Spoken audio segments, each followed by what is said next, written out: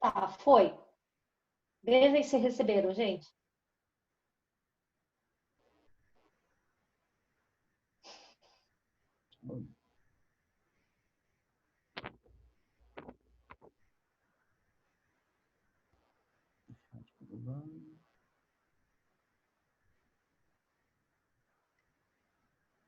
Receberam?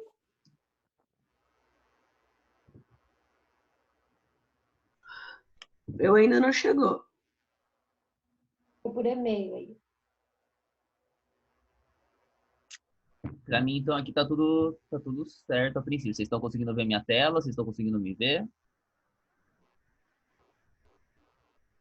Aham. Sim, Posso, aham. Bom, o e-mail não voltou, então quer dizer que foi.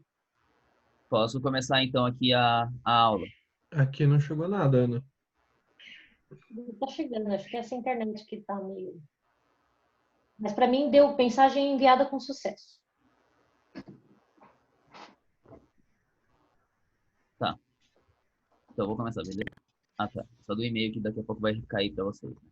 Se não, de qualquer maneira, essa aula tem gravado. Eu tinha comentado com vocês, né? Vocês tinham pedido para eu gravar essas aulas, né? Eu já gravei ela, já gravei até em textinho, na verdade. Porém, eu ainda não terminei a edição dos vídeos, mas é o que eu estava fazendo até agora há pouco, inclusive. Então, daqui a pouco, acredito que talvez hoje ainda, eu já disponibilize os vídeos, inclusive essa aula que eu vou dar para vocês hoje e as próximas, já gravadas pelo Ava. Que daí fica mais fácil também de vocês terem o registro e até também se quiserem fazer as anotações de volta, acompanharem, tendo os slides, a aula gravada. Tudo bem? Professor, chegou o slide, Ana. Ah, então beleza. Ó, Mais fácil também. Aham, eu vou tirar. beleza.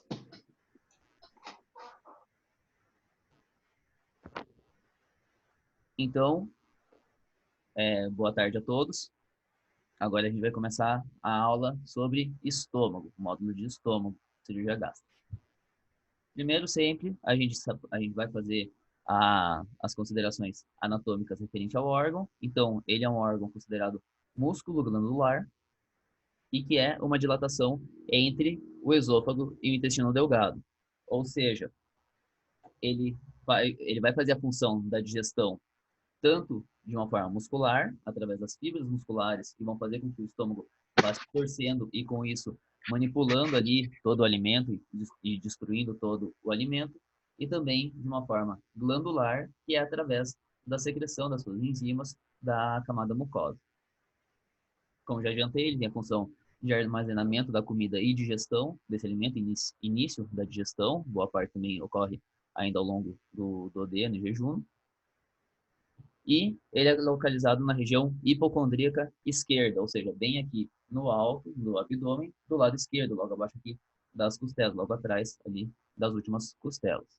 E nos cães, o estômago tem uma capacidade de 100 ml a 7 litros, e nos gatos de 300 a 350 ml. A diferença tão grande que se dá é porque nos cães a gente tem variação muito grande de tamanho, como um chihuahua e um dog alemão, por exemplo, e nos gatos, mesmo que a gente pense num Maine Coon, que é o maior gato ali que normalmente a gente tem, ele não é tão desproporcional assim, não é tão maior do que os gatos comuns que a gente tem por aí.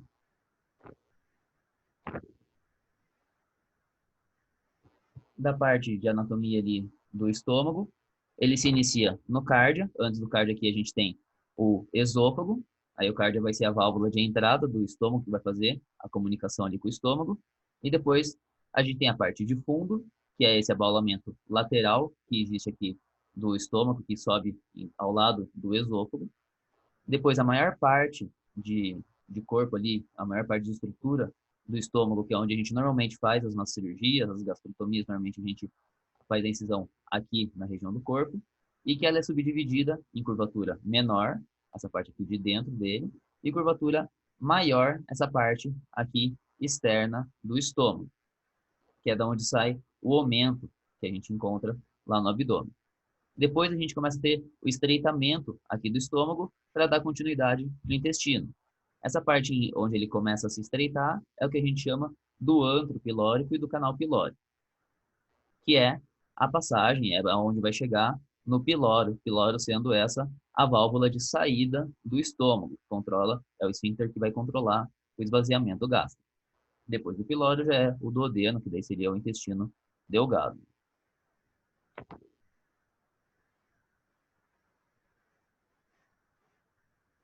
Todos os vasos que irrigam o estômago, eles são ramificações da artéria celíaca. A gente vai olhar isso com um pouco mais de calma quando a gente entrar no próximo slide. Vai ter um só sobre essa parte da vascularização.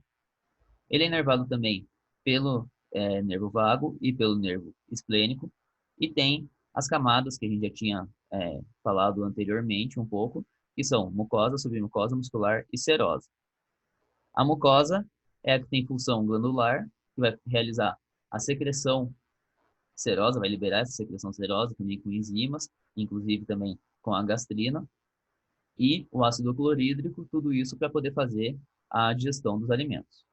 A submucosa, como a gente já tinha adiantado desde o esôfago, que vai ser a camada forte, a camada mais resistente que a gente tem dessa estrutura do estômago, ou seja, sempre vamos ter que suturar ela em algum momento na nossa sutura, pegar ela.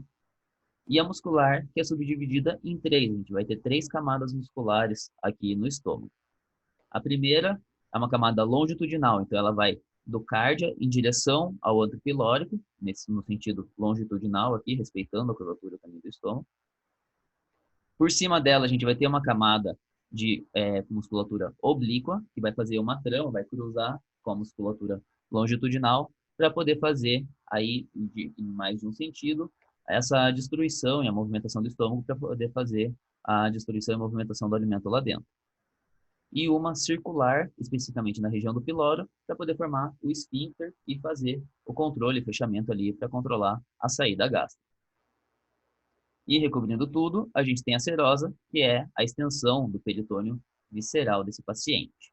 Lembrando que a serosa tem aquela vantagem de poder fazer a proteção com fibrina ali das injúrias geradas no estômago.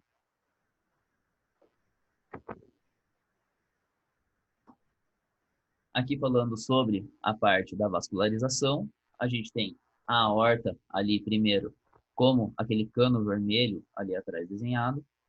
Ali tem uma limitação do desenho em arco, que na verdade não é que o desenho simplesmente acabou, é representando o diafragma. Isso quer dizer, no caso, que a artéria celíaca é uma ramificação da aorta logo no começo dela ali, logo na saída do diafragma. Isso significa que vem um aporte sanguíneo muito forte dessa região. E essa artéria celíaca vai se dividir em 3 artérias, todas elas dedicadas ao estômago. A artéria gástrica esquerda, que vai fazer a vascularização de parte da curvatura menor e do esôfago desse paciente. A artéria gástrica direita, que vai fazer o resto da curvatura menor aqui desse estômago, do antro pilórico e uma parte aqui da curvatura maior. E a artéria gastroepiploide, que vai passar aqui por trás do estômago e fazer a vascularização da maior parte aqui da curvatura maior do estômago, e também vai ter as ramificações que vão fazer a irrigação, vão se tornar a artéria esplênica aqui na lateral. Lembrando que o baço também existe um ligamento que sustenta o baço aderido aqui ao estômago, que é o ligamento gastroesplênico. E essa artéria gastroepiploica também se chama assim, justamente porque é daqui que sai o epíplon. Lembrando que o epíplon é o aumento. Então, aquela gordurinha, aquele aumento que a gente vê ali, aquele véu que a gente vê dentro do abdômen, sai daqui dessa região. As principais doenças que a gente vai encontrar no estômago são a síndrome da dilatação e torção gástrica e os corpos estranhos. De longe, essas são as 2 grandes rotinas que a gente tem na nossa realidade.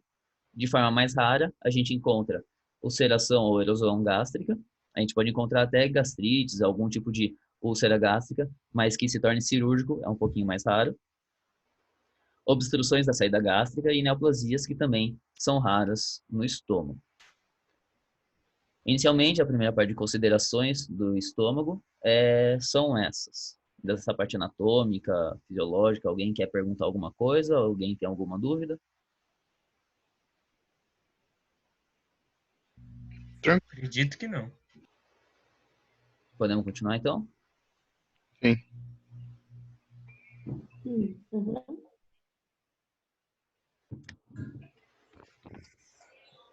Tá.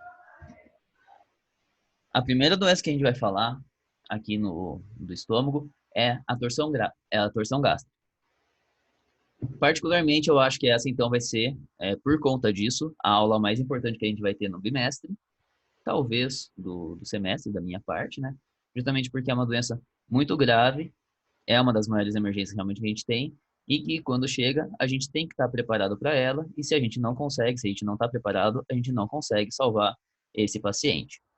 Então, é uma das situações bem críticas aí que a gente tem e que realmente acontece na nossa realidade, hora ou outra. O que acontece é o estômago se dilatar, o estômago começar a aumentar de volume e, vez ou outra, dependendo da situação, ele rodar por cima dele mesmo também, que é o vólvulo gástrico, causando diversas alterações fisiológicas, que são muito graves e progressivas, chegando ao choque obstrutivo desse paciente com alto risco de morte. Isso porque o que acontece é que o estômago vai virar um balão dentro ali do abdômen e que vai começar a se distender cada vez mais. Com isso, ele vai comprimir os outros órgãos, vai comprimir o baço, vai comprimir o fígado, vai comprimir o intestino, vai comprimir os grandes vasos, a aorta, a veia cava, a veia porta, e com isso vai começar a levar a esse choque, né? O choque que a gente se refere aí é pela denominação da baixa perfusão, né? Os tecidos não terem uma perfusão de oxigênio adequada é o que a gente considera o choque, né? E aí obstrutivo, porque principalmente os choques vão se originar diante do estômago estar obstruindo a vascularização. Por isso, esse nome. E tem realmente um alto risco de morte, a gente já vai entender por quê quando a gente começar a falar sobre ou todas as alterações que esse estômago dilatado vai fazer no paciente.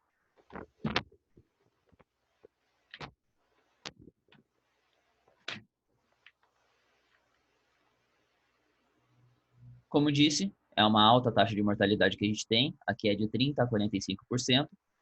Esses 45%, 30% a 45%, a gente está falando dos pacientes que são tratados. Quando a gente trata eles de uma maneira efetiva, eles ainda têm um terço, quase metade aí da chance de óbito. Então, realmente é uma doença muito grave, tem que estar muito preparado para ela.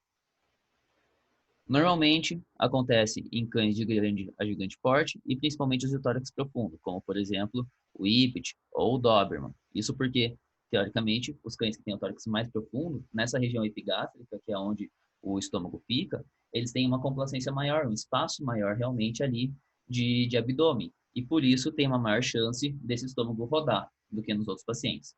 Mas pacientes, acho que o menor que eu peguei foi um chow-chow, que eu já encontrei, com dilatação gástrica. Então, pacientes aí médio, grande, porte aí, podem já ter dilatação, mas o mais comum são os grandes e gigantes mesmo. Tem uma relação aí de manejo comportamental também, muito desses pacientes. É muito comum a gente encontrar os pacientes que têm o apetite voraz, por exemplo, com esse tipo de alteração, que é quando os pacientes comem de uma maneira muito afobada, fazendo muita aerofagia, querendo comer tudo de uma vez. Isso também acaba sendo muito relacionado aos pacientes que comem poucas vezes ao dia, por exemplo, aqueles pacientes que ficam uma vez ao dia só comendo, então passam o dia inteiro sem comer, de repente alguém dá aquele monte de ração de uma vez. Logicamente, como ele passou o dia inteiro sem comer, ele vai querer comer tudo logo. E também tem relação aos pacientes que são muito hiperativos e que comem e já saem correndo, já saem pulando por aí, ou que o proprietário às vezes até estimula isso durante, por exemplo, mal terminou de almoçar e vai querer sair correr com o paciente, por exemplo, no parque. Porque tudo isso vai fazer com que são situações em que vai ter muita comida no estômago, com muita movimentação e que aumenta a fermentação desse alimento. E por isso acaba aumentando a pressão e aumenta a quantidade, os conteúdos dentro desse estômago. As alterações no piloro, qualquer coisa que faça com que o piloro tenha uma estenose, uma diminuição do seu lúmen ali, uma obstrução do seu lúmen, vai ter uma baixa do esvaziamento gástrico e por isso também é uma predisposição a ter o acúmulo de conteúdo dentro do estômago. E isso ser um motivo também para aumentar a dilatação gástrica e a chance dela acontecer. E como a gente já começou a falar, e a gente vai ver isso em várias partes da aula, o tratamento dessa cirurgia, desse procedimento é emergencial mesmo. Emergencial que a gente se refere, questão de horas, minutos ali, né? Não dá para ficar se enrolando para tratar esse paciente. Quanto antes começar a mexer com ele, a fazer todos os processos ali que a gente já vai ver, melhor.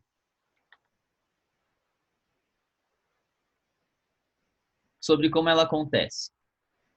Inicialmente, o motivo pelo qual ela se inicia não é conhecido, não se tem uma causa original realmente dela.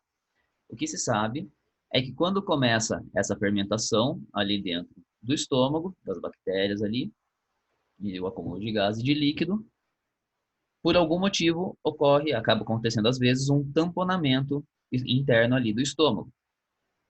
Ocorre um timpanismo ali interno, em que o cardia e o piloro acabam se fechando, acabam começando a se contrair e impedem, ou acabam se tornando impedidos diante de uma pressão interna, a relaxar, e por isso que começa a ocorrer esse acúmulo de líquido ali e de gás. Como não tem, como o cardia e o piloro ficaram travados, esse gás e esse líquido vão começar a aumentar cada vez mais da fermentação natural realmente desse paciente, do alimento que acabou de ser ingerido. O paciente não consegue fazer a eructação e o vômito porque o cardio está travado, ele não consegue fazer o esvaziamento gástrico porque o piloro está travado. Conforme isso vai aumentando, começa uma congestão venosa do próprio estômago ali, dos próprios vasos do estômago, e esses vasos, essa congestão venosa começa a aumentar mais ainda o extravasamento de líquido para dentro do abdômen. Quando isso acontece, esse estômago começa a inchar, muitas vezes o piloro começa a se acumular de gás. Quando ele começa a acumular de gás, ele tende a subir. Quando ele sobe aqui, ele começa a rodar por cima do estômago e daí a gente vai ter o válvulo gástrico que a gente diz. Que aqui a gente tem em diversas rotações, aqui em 90 graus, 180 e aqui... Oh, droga.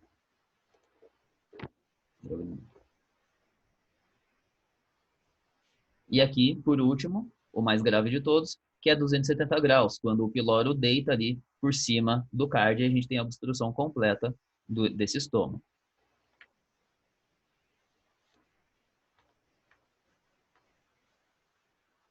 Até aqui, tranquilo? Tranquilo. Sim. Essa é aquela doença do Marley, não foi? Do filme, do livro lá? Exatamente, ele morreu de dilatação gástrica. Né? Ali eles deram uma piorada um pouco na situação, pelo que eu li. Assim, eu não assisti o filme, mas pelo que me contaram, de veterinários que contaram, falaram que deram uma certa exagerada, digamos, ali no filme, do tipo, do jeito que ele estava, teoricamente, até que talvez pudesse ser salvo, sabe? Só que acabou ficando uma coisa um pouco mais, assim, é dilatação gástrica, não tem o que fazer, e ele acaba morrendo assim mesmo, sabe? Mas parece que, pelo que eu entendi, na situação, se fosse pensar de uma análise crítica, na nossa atualidade aqui, talvez desse para ter recuperado ele, sabe? Alguma coisa assim.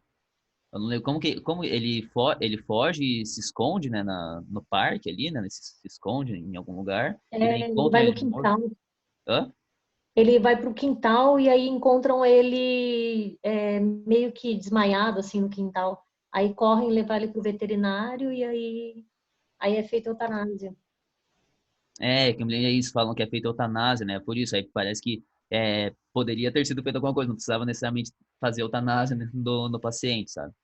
Mas isso a gente já vai ver, a gente já vai ver agora os motivos, quem assistiu o filme vai poder comparar até melhor do que eu, né? Se realmente é verdade ou não.